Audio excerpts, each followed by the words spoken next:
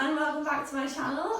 Thank you so much to everyone who's left feedback for me based on my videos. It really does help me to figure out what to do next and what to put out there. So this has been one of the more highly requested videos, and it's the booty builder or the butt sculptor. And so yeah, it's basically one of those sort of flows that will help everybody, from runners with helping to with propulsion and speed, as well as people who like to do lunges, like single stance movements. Will help to stabilize the lower body, but also everybody in terms of posture, because if you think about it, the spine stems from the hips, and the hips are surrounded by these beautiful gluteal muscles, so you kind of want them to be nice and strong to help you, to help stabilize and bring into alignment the rest of your postural stance. So yeah, it's an all-round amazing part of the body to keep nice and strong and healthy. So yeah, as always, it's a really quick flow sequence, so you don't need anything apart from a space around you that you can move around in and have a wiggle. And yeah, we're going to get straight into it. So we're going to come straight down onto our backs, taking your feet out to the edges of your mat, just a little bit wider than your hips, allowing your knees to drop inwards, and either having your palms onto your belly or up to the ceiling, so whichever tickles your pickle. And we're going to tune into our breath. So maybe closing down the eyes at this point, just to tune yourself into your body. So the purpose before any practice is to really connect our minds to our bodies using our breath. So we're going to inhale here. Really feel the ribs and belly expand outwards. Hold at the top. Suck in a little bit more air. And exhale. Sigh, release. Just going to bring some energy into the body using our breath. So longer inhales, inhaling here. Holding it. Maybe take a little bit more air in at the very top, and exhale. Sigh, release. So one more here. Inhale. Hold, and exhale, sigh, release.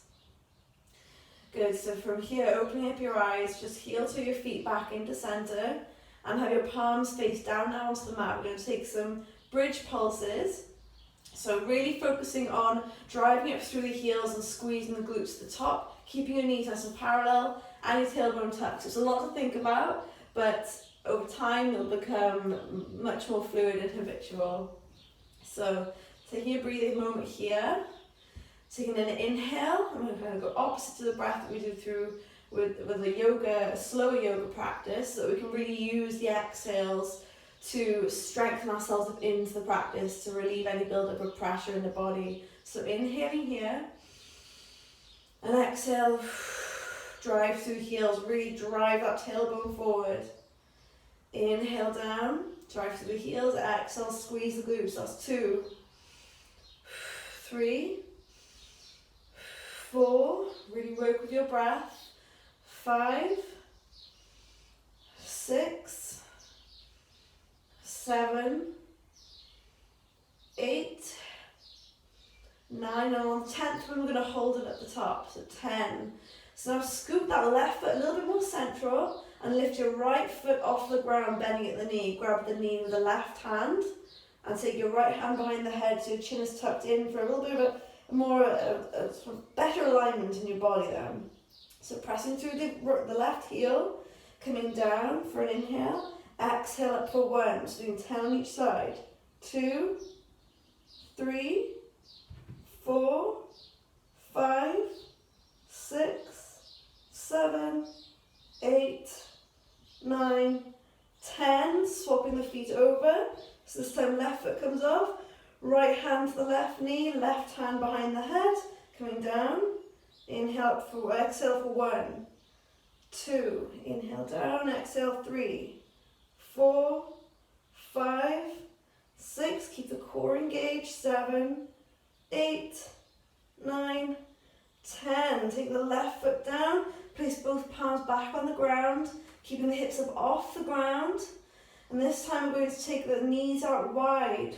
So as we exhale, inhale for 1 and 2. Keep that tailbone tucked. 3, core is engaged. 4, 5, 6. This will be really firing up the glutes. 7, 8, 9, and 10. Slowly take it back down to the ground, hugging the knees into the chest, rocking from side to side. We don't want to stretch ourselves out too much. We want to keep the blood in the area just to build up those muscle fibers. So however you want to make your way over to all fours, I quite like to grab behind the hamstrings and just rock up and down the body just to give that back a little bit more of a massage, and because it's fun, taking yourself over to all fours. So from here, we're going to have our hands directly underneath our shoulders, knees underneath the hips, index fingers parallel, pressing into the ground with the fingertips. We're going to take a couple of simple cat-cows. So as we inhale, drop the belly down, open the shoulders, gaze forward. Exhale, tuck the belly up, chin down. Inhale, gaze forward. Exhale, tucking it down. 2 more. Inhale, gaze forward, drop the belly. Exhale, press the ground away.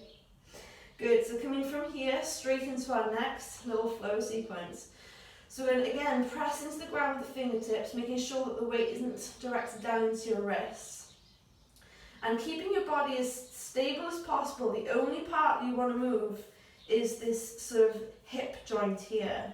So taking yourselves into the right hip joint, you're going to take the weight into your left knee. Now before we progress, if this is a bit much in your knees, you can fold the mat under, just to add a bit more cushioning. You can also tuck the back left toes under if you want, or you can place a cushion or whatever under your knee, whichever is most comfortable for you. So again, important to press into the ground with the fingertips, engage your belly button to the spine so your core is nice and stable, and drive that right heel off the ground. So you kind of don't want to be opening out through the hips here. You want to keep the hips as stable and square as possible. Imagine you've got your favourite smoothie bowl on your lower back, and you don't want to tip it across, otherwise obviously it'll fall onto the ground and that'll be a very tragic event. So you kind of want to press into the ground, also don't sink into your shoulders, press the ground away, bring your hips into a nice square position. I'm going to take it down on an inhale, exhale up for 1 and 2. Again, working in your breath, inhale down, exhale 3, heel poking a hole in the ceiling, 4, again as stable as you can possibly be. This is 6, mind in the muscle, 7, 8, 9, and 10. Holding it up for 10, small pulses. So 1, 2, 3, 4, 5, 6, 7, 8, 9, 10. Oh my goodness, that's a small exercise, but it really does focus quite a lot on that glute muscle. So again, same side, but this time we're going to take it out to the side. So I'm facing you, so you can see exactly what's happening here. So again, I'm going to keep my hips as stable as possible. I don't want to tip myself over. So taking our right knee out to the side for abduction, or external rotation of the hip, and coming down. So inhale down, exhale, 1,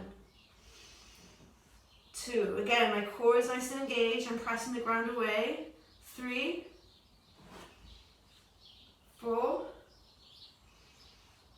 5. Pressing into the ground with the fingertips. 6, 7, 8. You can probably just see a big ball of hair and legs. 9 and 10. Good. So you're working the outside of that glute. So again, now coming into the left side. Again, folding over the mat if you want to provide yourself a little bit of extra cushioning into that right knee. You can tuck your toes under if you want, otherwise foot flat onto the ground. Press into the ground with the fingertips and drive that left heel up this time. Again, engaged core, strong shoulders. Inhale, taking it down. Exhale, heel up to the ceiling. 2, 3, so find that rhythm with your breath. 4, 5, 6, 7, 9, holding it up for 10, and 10. Ready for the pulses? And 1, 2, 3, 4, 5, 6, 7, 8, 9, and 10. Good, taking it down, maybe hovering that left knee off the ground. Taking ourselves into our lateral raises now. So taking it up to the side for 1. Again, keeping the hips as neutral as possible. 2, 3, pressing to the mat with those fingertips. 4, 5, 6, save the smoothie bowl. 7, 8, 9, good, and 10. Brilliant. Taking ourselves down to the ground. Well, we're on the ground with big toes to touch, big knees out wide. What am I saying? Getting down to child's pose. Just briefly. Excellent. So taking a couple of deep breaths here. So we work the outsides of our legs. I'm going to target now the insides. So taking ourselves down onto our sides. So taking ourselves onto the left side maybe first. Supporting your head with your hand, your left hand. And we're going to bend that right knee and place that foot behind the left. So now we're going to work the insides of our legs. We're going to target up to the inside glute muscles as well. So strengthening the lower body is squeezing through the glutes. Exhale up for 1 and 2. Strong through the core. 3, 4, 5, 6, 7, 8, 9, and 10. Holding it for 10. 1, 2, 3, 4, 5, 6, 7, 8, 9, and 10. Good. So we're going to swap ourselves over. I'll switch over this side so you can see the back angle. So again, this left foot now is behind the right, squeezing into both glutes. Strong through the lower body, strong through your core. I'm going to exhale up for 1, 2, 3, pointing through those right toes. 5, 6, 7, 8, 9, 10, holding up for 10. Also driving through this left heel. 1, 2, 3, 4, 5, 6, 7, 8, 9, and 10. Good. Taking it over onto our bellies, coming into Sphinx pose.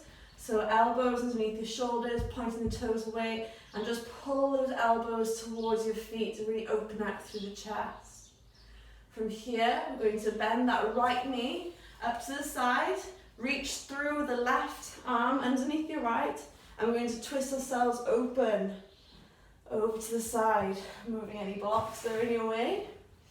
So again, if you want to add any stability into this pose, if you do have a block or a really big book like a dictionary, you can place that underneath the right knee, just to sort of press yourself between that block and your hand. Just sort of adds a little bit of stability if you can't quite get the knee down to the ground. But otherwise, taking the knee down across the body and just breathing here. I like to finish any flow sequence with a good old twist, bringing out the body of any toxins and tensions, anything that's not really serving you any positive light. It allows us to relax into the pose. We're going to bring ourselves back over into Sphinx pose. So we're returning that leg back down, elbow back underneath the arms. This time bending the left leg up to the side, reach under the left arm with the right, and just twist yourself open. So again, finishing on an equal twist on both sides. So maybe counting your breath on each side, noticing any differences, any areas of particular tension throughout your body. So we are asymmetrical, so you could be tighter on one side than the other. So maybe just spend a couple of extra breaths on the tighter side. And making sure that you're using your exhales just to relax you into the pose. Taking the left elbow back down to the ground, coming back up to Sphinx. Pressing it down through all fours into child, and walk our hands up to the body. And there we go. That is the sequence. So thank you so much for taking the time for this practice. I hope you enjoyed it. If you did, even if you didn't, please leave any comments and feedback in the comments bar below. It really helped me. And yeah, let me know if there's if there are any particular sequences that you would like me to work you through coming up in the following weeks, because we've got more lockdown weeks to look forward to, so lots of time to practice at home. So thank you so much for practicing with me, and I hope you have the best day. Thank you.